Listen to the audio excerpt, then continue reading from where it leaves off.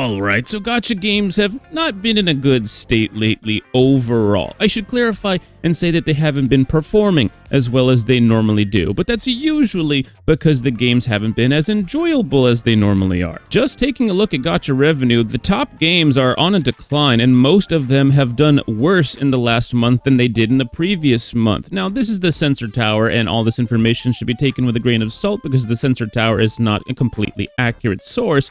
However, it does give us a general idea of how these games are performing. Most of them are not performing as well as normal. I mean, dude, just taking a look at Hoyoverse games here for a second. I know not everyone's excited about Hoyoverse right now, but have you ever had a month, right, where they weren't in the top 3? I struggle to think of a time. I genuinely can't think of one. There may have been one, but I don't know which one it would have been. Honkai Star Rail's relatively neutral, although they're supposed to be in the middle of a strong patch and they're earning less than normal, which is crazy.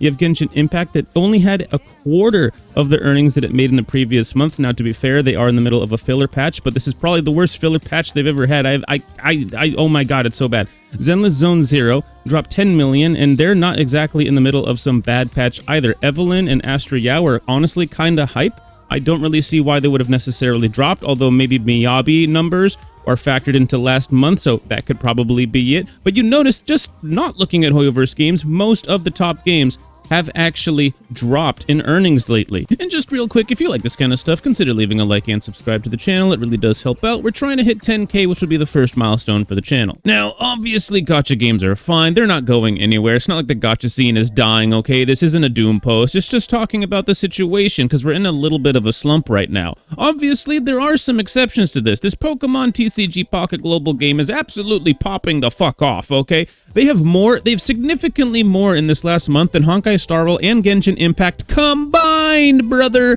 Combined, brother. And this gooning to men simulator, Love and Deep Space, has been absolutely slaying lately. If people thought this was just gonna be a phase, nah. This game is here to stay. They have hit a niche in the market and they are dominating, okay? And Hoyoverse wish they could be doing this, right? Because they actually have a gooning to men simulator. It's called the Tales of the Sun. No, Tower of Adversity. No. It's the Tears of Hemagog. Tears of I don't even know how to say that name right because nobody cares, right? What my point is that there's competition in the scene right now, and that is a good thing because this competition is going to make all of the other games better. When there's competition, people will need to improve upon their craft if they want to stay at the top. So at the end of the day, this will be a good thing for the gacha scene, but for some of the top G's, man, they're really starting to fall off. They really thought they were such hot shit that they could come in here and put out sloppy, lazy content and people would just keep eating it up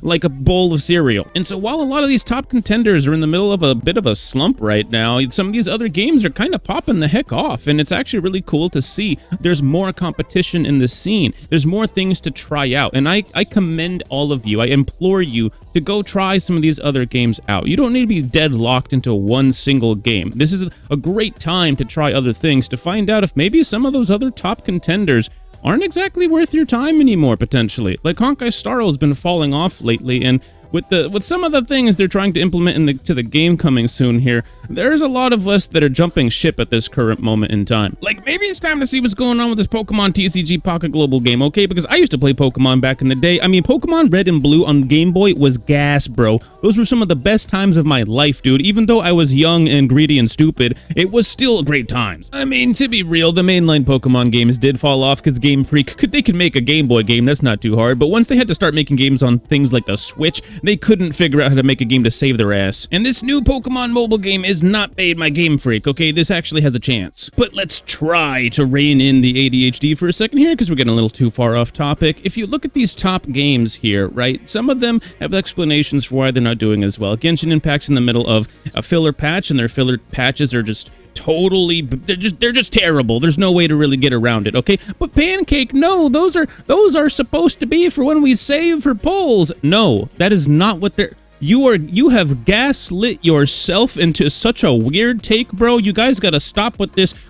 This is our saving patch. That's not No, you are making an excuse for a game you love that you do not need to do. Even Hoyoverse themselves are like, that's filler, bro. I don't know why you... Listen, main story, okay, and then go play Honkai Star Rail during the filler. Go play Zenless Zone Zero during the filler. That's what they want you to do. That's not the saving patch, okay? That's go play their other games patch. And to be fair, Zenless Zone Zero has been, in my opinion, doing a lot better lately, right? They have been really trying to revamp the game and improve things a lot to make the player experience a lot more enjoyable, and I do think it's worked. I don't think it's necessarily going to be everybody's main game, but it's definitely a fun side game that I think is actually worth our time, and I'll continue making content about it. And when you look at Wuthering Waves, I mean, bro, let's be real. This month is not exactly doing so hot. This last month was pretty rough, okay? But there's reasons for that too. Patch 2.0, which was during last month, did really well. And there's reasons for that. I mean, Carlotta is super hot. She's also interesting. She has a really good voice actress. She was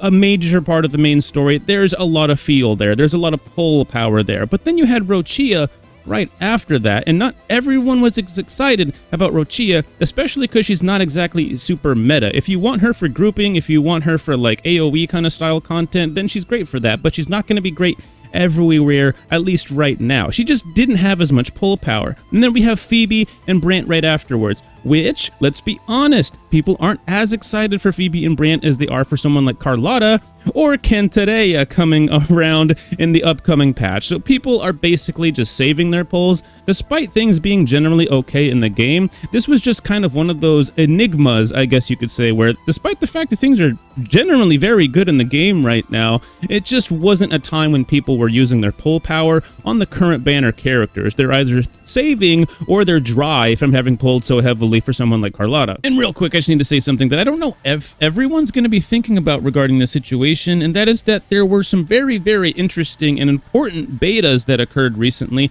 that I think a lot of people were spending their time in rather than spending some of their time in these other main gacha games that are already released, such as Duet Knight Abyss and Arknight's Enfield. These are two very promising gacha games that I can promise you will be in at least some way either worth your time at launch or even competitors with these other top gacha games. Arknight's Enfield especially definitely will be a competitor in the top gacha scene, at least for a while at launch. We'll obviously have to see how things go in those early patches. That's where it will either make or break the game for sure.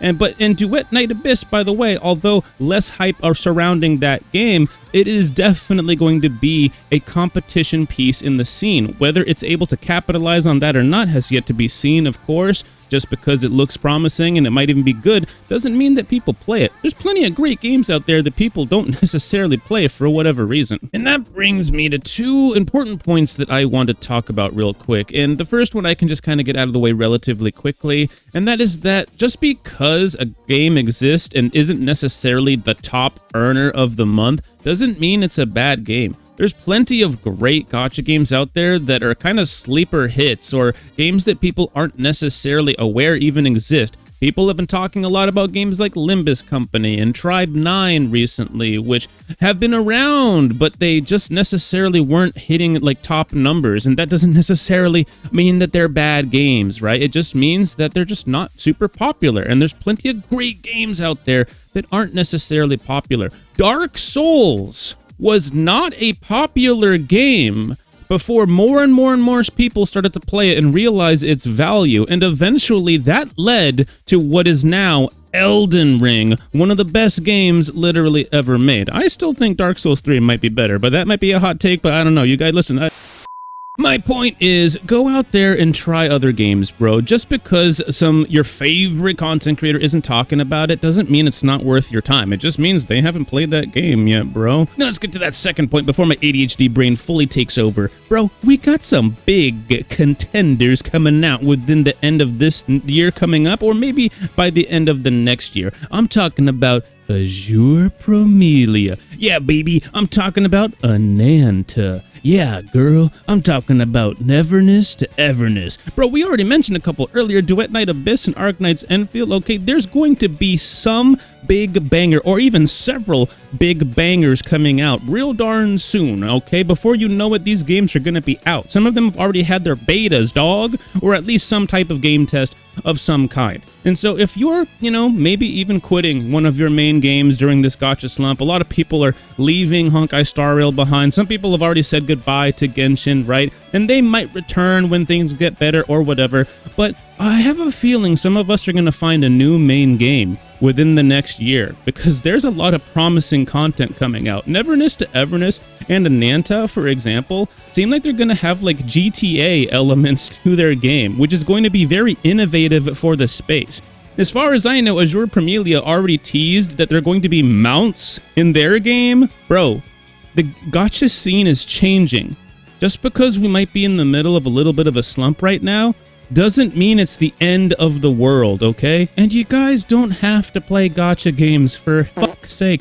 There's other games out there you could play too, you know what I'm saying? But this is a gacha channel, so we are talking about gacha games here. But again, just because we're in the middle of a slump doesn't mean that things are over. It doesn't mean that things are even necessarily bad, right?